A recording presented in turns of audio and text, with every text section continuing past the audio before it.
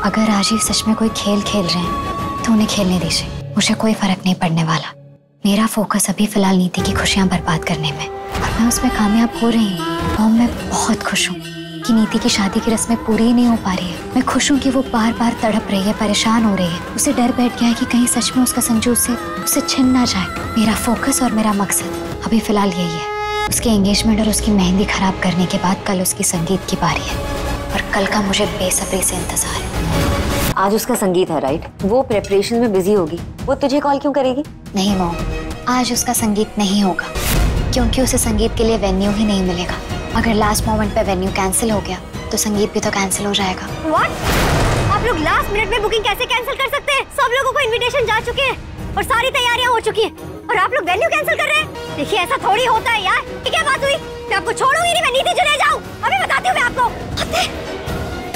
परिणीति के आने वाले एपिसोड में एक अलग ही ट्विस्ट देखने को मिलने वाला है। यहाँ पर राजीव और नीति की मेहंदी शुरू हो जाती है, लेकिन यहाँ पर कल्याणी आके उसको रोक देती है।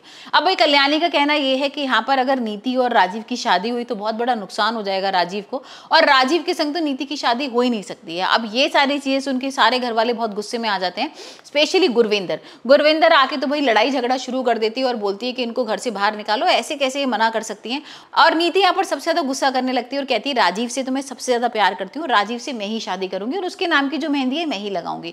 अब यहाँ अचानक से रेड पड़ जाती है, इनकम टैक्स के लोग आ जाते हैं। अब ये सारी जो प्लानिंग है ना, ये अंबिका और परी ने की है। हमने देखा था ना कि परी भाई चाहती नहीं है किसी तरीके से शादी हो, और यहाँ पर अंबिका को तो ये भी पता लग गया है कि भाई इसकी कंपनी में ना बहुत बड़ा घपला हुआ है, और वो सारा इल्जाम नीति के ऊपर लगाना चाहती है। लेकिन यहाँ पर परी उसको ये बताती है कि भाई नीति के साथ साथ ना दिलजीत भी हो सकता है, क्योंकि नीति अकेले नहीं कर सकती है करोड़ों रुपए का घपला। और जब यहाँ पर राजीव के सामने ये सच आएगा तब देखते हैं कि भाई वो नीति और दिलजीत के संग क्या करता है, क्योंकि राजीव को तो ये लग रहा था कि मेरी कंपनी बहुत अच्छी चल रही है, यहाँ पर नीति सारा पैसों का लेन देन जो है वो सब अच्छी तरीके से संभाल रही है।